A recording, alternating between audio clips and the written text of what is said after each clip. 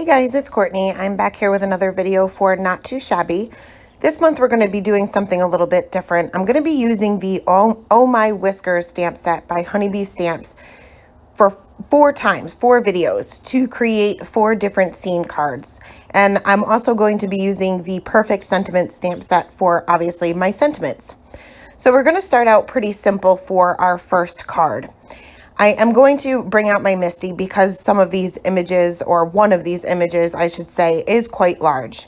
So I'm going to go ahead and stamp out these balloons towards the top of my card panel and 2 of these little cats on the bottom. Now, one of these cats is supposed to be kind of laying down with his little paws in the air, but I'm going to kind of flip him around to make it look as if he's kind of jumping up to grab this little kitty that's floating away with these balloons. I am going to be stamping these images with blackout ink by Ink on 3 because it is a Copic safe ink. And I did end up stamping these twice just because of the size of the image. I wanted to make sure that I got a real good impression with it. Now here is the first mistake that I made here. I had previously cut out my masks from what I thought was Simon Says stamp masking paper. However, I must have put Stick It double-sided adhesive in the same package as my masking paper, and that's what I cut. Thank God I didn't put it down because I would have never gotten it up. So once I realized my mistake, I went ahead and brought out a real piece of Simon Says stamp masking paper, re-stamped my images onto that, and then I'll go ahead and fussy cut those. I didn't bother to even try to cut the little balloon strings. I just cut right down the center and cut the balloons and the little cat that's hanging from the balloons separate. And I cut right along the black line to make sure that I don't have any white outline once I do my ink blending. Once those were fussy cut, I'm going to go ahead and carefully adhere those to my card panel. Well, first I cut strips. Sorry, I cut little strips from the same masking paper, and I cut these to 1/4 of an inch wide.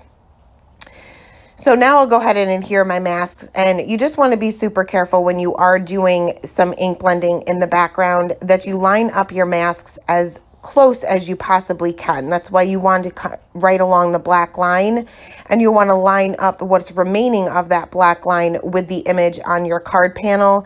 Otherwise, you're going to get a little bit of a white outline once you do your ink blending. If that happens, which it probably will at some point, it's not the end of the world. You can always take a Copic marker and kind of fill in that white outline. You'll just want to kind of make sure that you find a marker or find a pencil, whatever you have, that closely matches your background. So once all of my images were masked out, I'm going to take these little strips of the masking paper that we had cut, and I'm going to mask out all 4 sides of my card panel. I'm just trying to line these up the best I can with the actual edge of the card panel, that making sure I don't have any sticking out the sides, if that makes any sense. Again, not the end of the world if it's not perfectly lined up. Once that was done, we're going to go ahead and move on to the ink blending, and I am using traditional distress inks here because I have so many black lines with the balloon strings and things like that. If you use the oxides, you certainly can. Just keep in mind that they're a little bit more opaque and you're going to lose that bold black line, so you'll just have to go over that with a pen. So I'm going in with a very, very light hand with peeled paint towards the bottom of my card panel and kind of just working my way up a little bit. I'm using a blending brush here, and with the blending brushes, you kind of want to build up your color. So I'm tapping off on my scrap paper there to make sure that I don't have too much ink going on the paper at one time.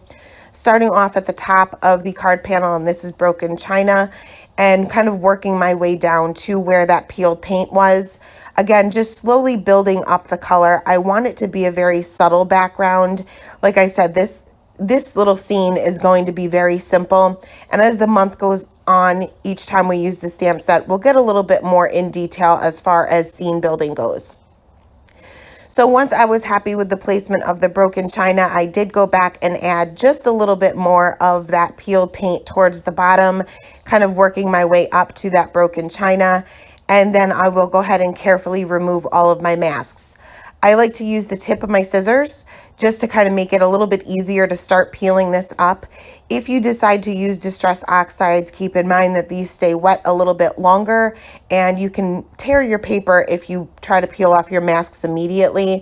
With traditional Distress inks, I usually don't have a problem, so I was able to peel these up right away. So once those were all removed, we'll move on to the Copic coloring. And I'm going to start off with the little cats. And for the first one, I want this cat to appear as if it is a white cat. So I'm just basically adding my shading with some cool gray markers. Starting off with my C5 as my darkest color, and this is a pretty dark gray. So I want to use this sparingly. Just a few little dots here and there, a few little flicks here and there in the very darkest area of the cat. I'll go ahead and extend that out just a teeny tiny bit with that C3. Again, just paying attention to where my shadows would be off to the right-hand side, being he's facing to the left, and kind of where his legs are in front of the rest of his body. Extending that out with the C1, leaving a ton of white space, and then I'll go in with my colorless blender to kind of get rid of those flick lines to make it more of a seamless blend. Went in with a very light R marker, R01, just for the inside of his ears and his little nose. For this next kitty here, I want this to be a little calico. So I'm going in with my C1 just to map out where my shadows are going to be, because the little spots on this cat are still going to have those shadows. That way I already have them mapped out with a very light color so I can easily color over them. That way I won't confuse myself, I should say, as to where the shadows should be. For the little black or the gray spots, I'm going to be switching over to my C7 and placing that down where I had mapped out those shadows. Extend those little spots out with my C5.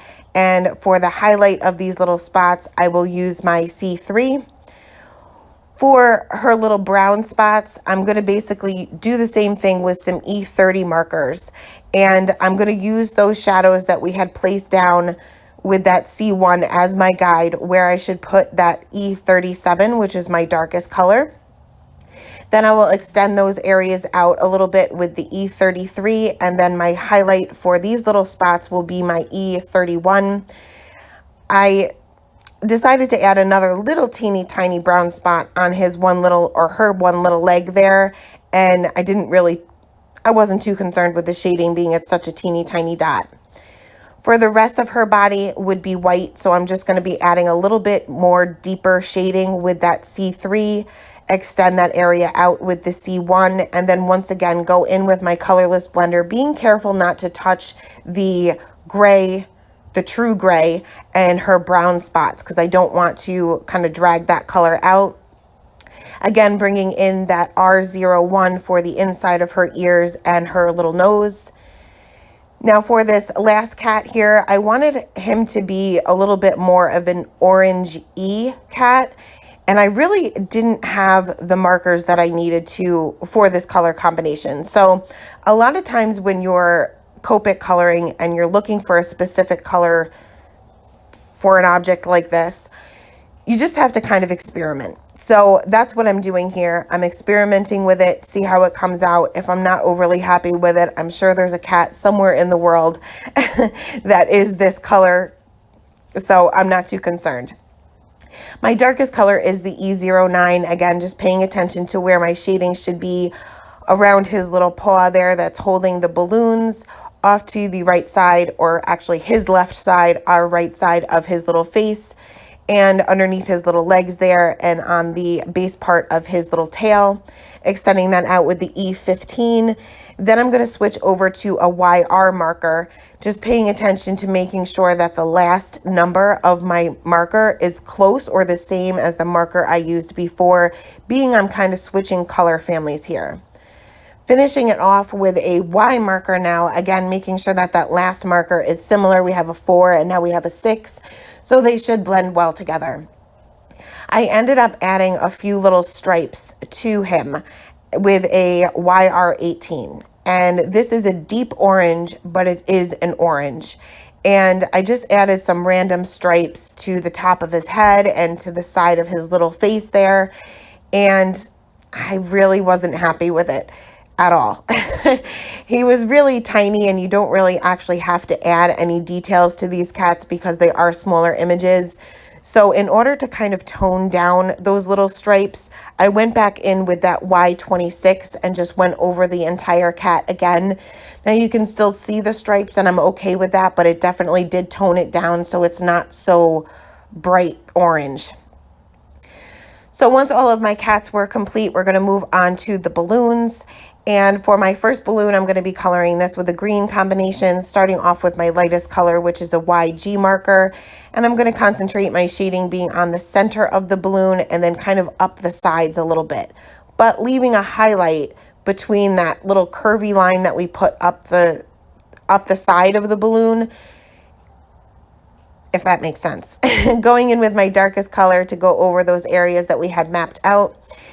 Next, for the darkest mid-tone, I'm going to extend those flicks out in the center and then kind of extend those curvy lines that we have going on the side on both sides. So I'm going to continue the line up a little bit further and extend it towards the middle and off to the side. Finishing off with that YG marker, and I'm going to go over the entire thing because I switched from a G to a YG, so I kind of want to brighten everything up. I kind of lost some of my shading, so I went in a little bit and added a little bit more shading to the base of the balloon. Next, switching over to the yellow balloon here, and I'm going to color this the same way, starting off with my lightest color to map out those darkest areas, then going in with my darkest color, add those flicks in the center and those little curvy lines up the sides of the balloon, but not extending them all the way. I'm extending them about halfway. Then when I go in with my darkest mid-tone here, I'm going to make those little curvy lines a little bit longer, extend them out towards the center and towards the side of the balloon. Same thing with that lightest mid-tone, and then finishing it off with the lightest color and blending all of those areas out. Now I'm going to speed this up a little bit because I'm basically coloring the balloons the same exact way, but I did want to share with you the color combinations that I used. For this one, again, coloring it the same way. The right-hand side is kind of covered up by that other balloon. Now most balloons are transparent, so you can definitely color them right over top of one another to make sure that you could be able to see through that yellow balloon to the purple balloon, but I'm just going to pretend that these are not transparent and I'm just going to color them the way I have been, but I'm just not going to create shadows.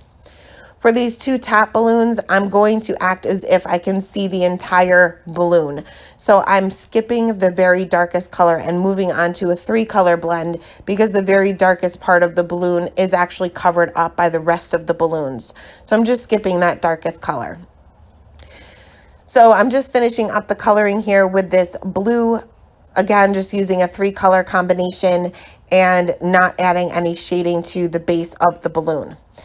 So once everything was done, I'm going to add a few white gel pen highlights to the balloons, just kind of going with the shape of the balloon. So they're going to be kind of curvy lines. Once that was done, we're going to go ahead and add our sentiment. Now, I kind of played around with how I wanted to add the sentiment because let's face it, I didn't leave a whole lot of room for it. And I was originally going to stamp it right directly over the strings of the balloons, but I was afraid it was going to get too lost because there were so many balloon strings. So I ended up just adding a sentiment strip. And these sentiments are pretty decent size, like most honeybee stamps are. Most of the sentiments are good size. Most of the images are good size. So I'm going to take out a scrap piece of black cardstock here, treat that with my anti-static tool, then go ahead and stamp my sentiment with Versamark ink, sprinkle on some white embossing powder, and heat set that, making sure that my heat gun is heated up before bringing that to the paper. Going to trim this down into a strip just slightly larger than the sentiment itself, but the same length as my card panel because I want it to go across the entire thing. You can definitely pop this up, but I decided to lay this flat and keep this nice and simple with my Tombow Mono Multi Glue. And then finally finished off the card with some sparkle with my Nuvo Aqua Shimmer pen to the balloons. And that is it. I will leave all of the supplies listed below. Don't forget about the Not Too Shabby discount code for 10% off your purchase. Thanks a lot, guys. Bye.